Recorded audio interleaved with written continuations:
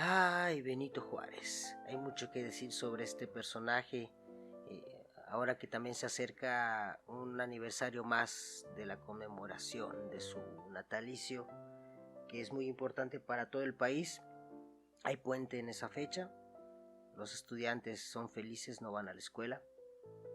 Y creo que el que más feliz de todos es nuestro presidente, porque Benito Juárez es el estandarte, es el personaje principal de esta transformación que se hace llamar Cuarta Transformación. Y todo es Benito Juárez, las becas, el dinero para los estudiantes es Benito Juárez, el logotipo es Benito Juárez. Me imagino que por alguna cuestión allá del matrimonio, su esposa no habrá dejado que alguno de sus hijos se llame Benito, pero muy dentro de él debe estar pensando y ansiando profundamente que alguno de sus hijos se hubiese llamado Benito. Pero bueno, primera ley de la vida no es justa, aunque algunas veces lo es. ¿Qué podemos decir? ¿Qué podemos retomar de Benito Juárez? Vamos a hacer un ejercicio de imaginación. Vamos a imaginar que nacemos pobres, lo cual una cuestión como la que es nuestro país México no debe ser tan difícil. Casi el 45%, por ahí 44, 45, unos 50 millones de mexicanos están englobados dentro de lo que es la pobreza, sin entrar en cuestiones ahí de economía, de los niveles de la pobreza y este tipo de medidas, pero de manera muy general, la mayoría de los mexicanos son pobres, aunque también depende cómo te autoidentifiques, si eres pobre o no, pero eso es también otro tema. Entonces imagínate que naces pobre, pero no solamente eso, naces pobre en uno de los lugares más pobres de tu país. Tal vez me atrevo a pensar en uno de los lugares más de alta marginación que puedan existir, y eso contribuye no solamente a la pobreza personal, sino también a la pobreza colectiva que puedas tener. Y no solo eso, dentro de este ejercicio de imaginación vamos a imaginar que naces a principios del siglo XIX dentro de una sociedad que se rige por ciertos usos y costumbres, lo que se ha denominado una sociedad de castas, en la cual existen ciudadanos de primera, ciudadanos de segunda o ciudadanos de tercera, aunque vamos a catalogarlo como pobladores porque los ciudadanos van a ser posteriores. Pero naces pobre en uno de los lugares más pobres, y naces dentro de un siglo que de por sí estaba muy pobre de manera muy general, y en una sociedad que se rige por el color de la piel y por tu nacimiento, de dónde vienes, quiénes son tus padres, quiénes son tus ancestros. Con este parteaguas yo me genero una gran pregunta, una gran interrogante. ¿Qué aprender de Benito Juárez? ¿Qué podemos aprender aún dentro de todas las cosas que se han dicho, que se están diciendo, y sobre todo ahora que es muy importante dentro de la escena de nuestra nación? ¿Qué aprender de Benito Juárez? Claro que aquí debo de ser muy específico. A mí no me interesa saber, no me interesa conocer, y no me interesa que los estudiantes o cualquier tipo de persona demuestre este conocimiento ególatra y este conocimiento duro. Nació el 21 de marzo de 1806, murió el 18 de julio de 1872, y todas las cuestiones de parafernalia histórica y de datos que se puedan tener, porque al final de cuentas ese tipo de situaciones no nos dicen nada, generan un conocimiento, es verdad, pero no traen un impacto profundo. Entonces ese tipo de situaciones nos hacen pensar qué podemos aprender de Benito Juárez con este antecedente que hicimos en este pequeño ejercicio de imaginación, de nacer pobre en un lugar pobre y en un siglo de por sí ya muy pobre. Y las consecuencias pues las conocemos, sabemos el final, sabemos lo que llegó a ser. Y lo que debemos de rescatar desde mi punto de vista de Benito Juárez es precisamente eso, sin caer obviamente, y que esto quiero ser muy claro en eso, sin caer en la cuestión del pensamiento mágico que le dicen, de desear para que se nos dé, de pensar que somos pobres por situaciones ajenas o la cuestión divina que nos puso en este lugar, y de pronto la situación tuvo un revés y pasas de ser un indígena de los más pobres del estado de Oaxaca a convertirte no solamente en gobernador de ese estado, sino en el presidente de los Estados Unidos mexicanos. Y la telenovela y el guión es muy importante comprenderlo. Queda huérfano a los 3 años y se va a vivir su experiencia con un tío, y esta cuestión que tan novelesca que nos han inculcado, al menos en mi generación, no me da pena decirlo, aunque sí un poquito de vergüenza, millennial, sobre esta cuestión de que llegó a una ciudad y se enamoró y hay una especie de historia de amor muy importante, ¿no? Que para fines prácticos, lúdicos, pedagógicos tampoco nos interesa tanto. Queda huérfano a los 3 años, se va a la ciudad, conoce a esta Margarita y se enamoran, y bueno, la cuestión de que él se aprende el castellano, ¿no? La lengua castellana la aprende, él ingresa al seminario y le pasó lo que a muchos millennials le pasan o nos pasan, ¿no? Ingresa a él una carrera que era la carrera de que quería ser sacerdote, y dentro de ese ámbito se da cuenta de que él no quiere ser sacerdote y decide irse por el tema de las leyes. Se convierte en abogado y obviamente desarrollándote en ese nivel conoces personas y a través de una serie de circunstancias que no a todos les pasan, que eso es lo primero que también debemos aprender, que la vida ejemplar, por llamarla de una manera, de Benito Juárez no es una situación que nos pase a la gran mayoría de los mexicanos. Si tienes amigos y te mueves dentro de los ámbitos y niveles correctos, pues algo se te pega, ¿no? El que anda entre la miel algo se le pega, dicen por allá. Se convierte en abogado, comienza su carrera política, se convierte en gobernador del estado, posteriormente va a ser presidente de la Suprema Corte de Justicia, y es ahí donde destapa todo este potencial, porque a través de un autogolpe de estado de Comonfort él llega a ser presidente de la República. Obviamente son circunstancias más profundas y son procesos que podemos decir más complejos, pero para no gastar saliva mucha y parte de esa historia la tenemos. Llega él a ser presidente de la República y va a ser presidente de la República en varias ocasiones, dos de manera digamos legal, la última no la alcanza a completar, pero no solamente es tomar la cuestión de ser presidente de la República, que ya estamos hablando de mucho, ya estamos hablando de una cuestión muy importante, no cualquiera llega, y no solamente eso, llegas a ser presidente de la República y comienzas a enfrentarte a tus adversarios políticos.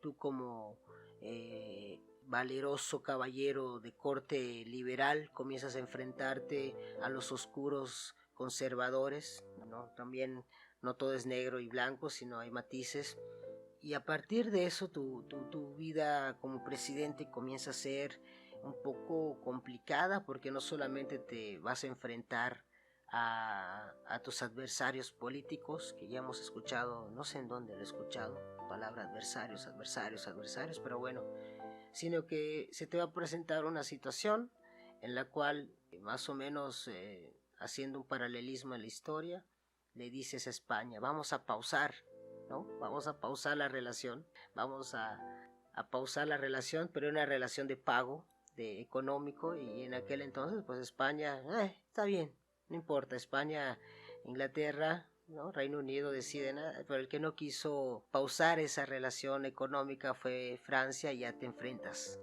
ante otra situación, y no cualquiera, catalogado por muchos historiadores el ejército francés como uno de los más poderosos del siglo XIX. Ya tienes otro problema en el cual enfrentarte, un puntito más, una experiencia más a tu currículum de adversidades que comenzaron en 1806 en un pequeño pueblo de Oaxaca, ¿no? Y ahorita tienes que enfrentarte al ejército más poderoso del mundo, aunque vas a terminar perdiendo una batalla que se gana, que no significa que se gane toda la guerra, pero bueno, ya no solamente te vas a enfrentar al ejército y a tus adversarios, sino que ahora te vas a enfrentar a un estratega, a un príncipe europeo que tú catalogabas como parte de tus adversarios conservadores y que resulta ser más liberal que tú y que tiene ideas más, digamos, por llamarle de cierta manera innovadoras que se estaban dando en Europa durante ese momento, pero tú lo sigues viendo como un adversario que tal vez en términos prácticos sí lo era, y después de ciertas circunstancias consigues ganar, consigues triunfar y como castigo ejemplar pues acabas con la existencia de Maximiliano de Habsburgo. Posteriormente, en el 67, ya de manera oficial, ya no como un golpe de estado, ya no es el caminito para ser presidente, ganas las elecciones y luego las vuelves a ganar en el 71 y tus adversarios que creías tus amigos ahora también se rebelan en tu contra porque, bueno, la cuestión de perpetuarte en el poder siempre va a causar envidias y va a causar rechazos y va a causar reacciones. Y después ya en tu vida, digamos, no puedo decir final de tu vida, pero en el 71 el amor de tu vida se muere y en el 72 en Palacio Nacional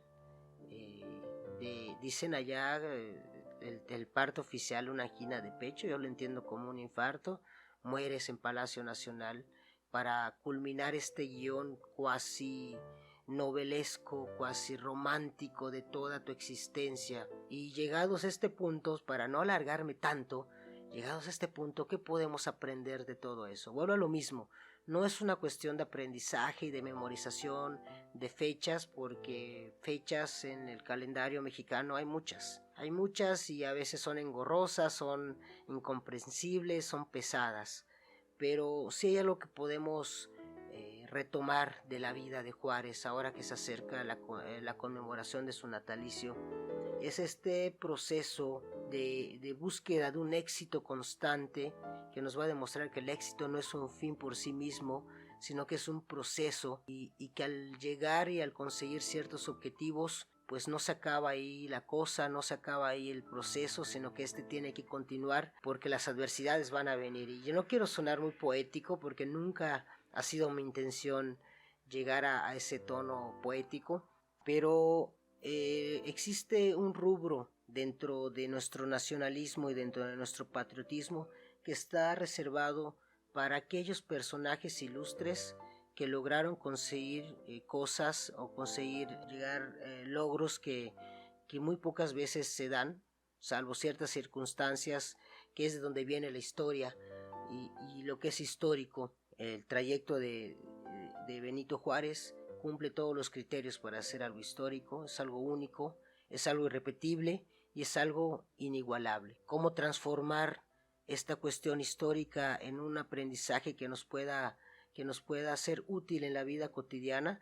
Pues las aspiraciones para ser presidente de mi persona ya no existen, al menos en esa etapa de mi vida soy consciente que para lograr llegar a ese punto pues ya es muy complicado, no tengo ni la trayectoria política, ni los amigos, ni los recursos para poder hacerlo, pero podemos trasladar toda esta experiencia en algo que pueda ser trasladado de generación en generación. Me gustaría que en la caja de comentarios las personas, los que nos escuchan, me pudieran informar qué es lo que han aprendido de Benito Juárez, aparte de las fechas, y si todavía se considera importante celebrar su trayectoria y todo lo que hizo, dejando a un lado la cuestión de la cuarta transformación y todo lo que implica pues la fijación, por llamarla de alguna manera, del presidente de México hacia esa figura. No sé si se identifica tal vez con esta cuestión, que sería muy interesante conocerla y la podríamos aplicar como una de las tantas enseñanzas que Benito Juárez ha dejado para la historia de México, algo así como lo que sucede en la televisión estadounidense, que vemos muy seguido a Abraham Lincoln siendo el ideólogo por excelencia. Una equivalencia tal vez podría ser esa entre Juárez y Lincoln, y cómo en Estados Unidos tienen su estatua y van a hablar con él y bueno, cosas que ya llegan a un extremo fanático que bueno, no es mi intención de ninguna manera ni propagar, ni perpetuar, ni nada por el estilo. Entonces, Benito Juárez, el que va a ser recordado y el que es recordado por la gran mayoría de los estudiantes por haber nacido en una circunstancia particular, que también es el día de la entrada o el inicio de la primavera, y sobre todo porque hay puente vacacional esa fecha y no se va a la escuela. Pero fuera de eso, ¿qué podemos aprender? Esta cuestión de los valores, esta cuestión de la trayectoria, de la autosuperación que ya establecí que no le pasa al 100% de los mexicanos. Pero si pudiera decir algo diría, ánimo, sí se puede, pero estoy sonando como parte de este pensamiento mágico. Entonces ahí queda la cuestión para analizar, la cuestión para preguntarnos qué aprender de Benito Juárez. Yo soy el profe Luigi y nos estamos viendo en un próximo Origen. Adiós.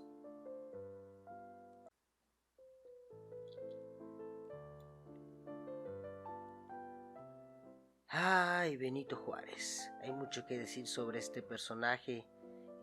Ahora que también se acerca un aniversario más de la conmemoración de su natalicio, que es muy importante para todo el país. Hay puente en esa fecha.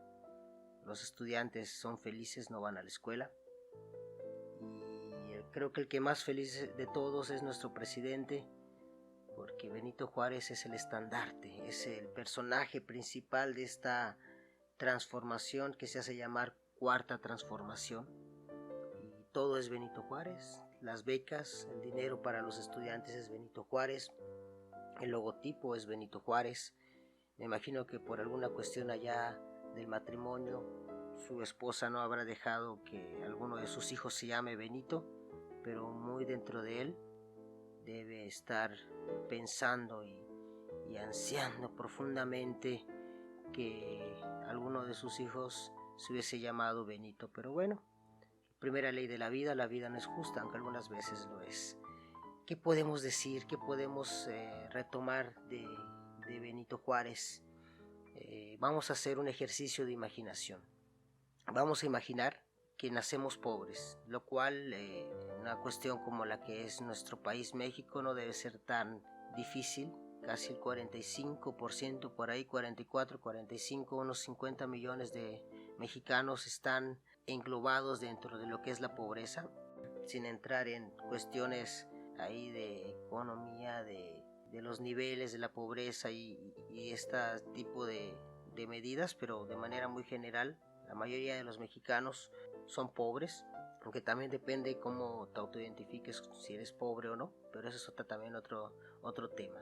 Entonces imagínate que naces pobre, pero no solamente eso, naces pobre en uno de los lugares más pobres de tu país. Tal vez me atrevo a pensar en uno de los lugares más de alta marginación que puedan existir, y eso contribuye no solamente a la pobreza personal, sino también a la pobreza colectiva que puedas tener. Y no solo eso, dentro de este ejercicio de imaginación vamos a imaginar que naces a principios del siglo XIX dentro de una sociedad que se rige por ciertos usos y costumbres, lo que se ha denominado una sociedad de castas, en la cual existen ciudadanos de primera, ciudadanos de segunda o ciudadanos de tercera, aunque vamos a catalogarlo como pobladores porque los ciudadanos van a ser posteriores. Pero naces pobre en uno de los lugares más pobres y naces dentro de un siglo que de por sí estaba muy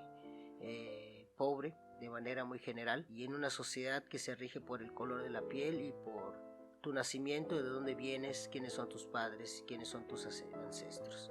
Con este parteaguas yo me genero una gran pregunta, una gran interrogante. ¿Qué aprender de Benito Juárez? ¿Qué podemos aprender aún dentro de todas las cosas que se han dicho, que se están diciendo, y sobre todo ahora que es muy importante dentro de la escena de nuestra nación? ¿Qué aprender de Benito Juárez? Claro que aquí debo de ser muy específico.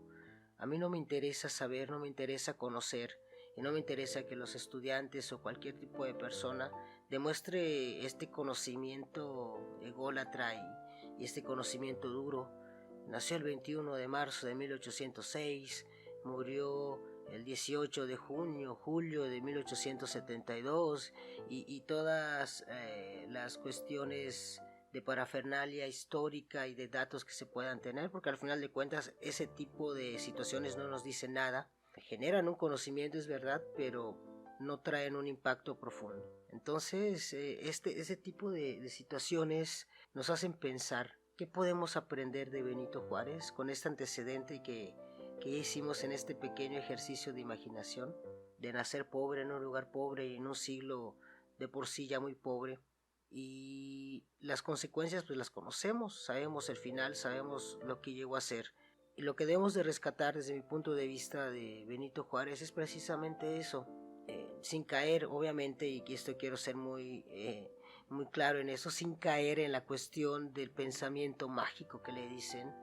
de desear para que se nos dé, de pensar que somos pobres por situaciones ajenas o la cuestión divina que nos puso en este lugar y de pronto la situación tuvo un revés y pasas de ser un indígena de los más pobres del estado de Oaxaca a convertirte no solamente en gobernador de ese estado, sino en el presidente de los Estados Unidos mexicanos. Y la telenovela y el guión es muy importante comprenderlo. Queda huérfano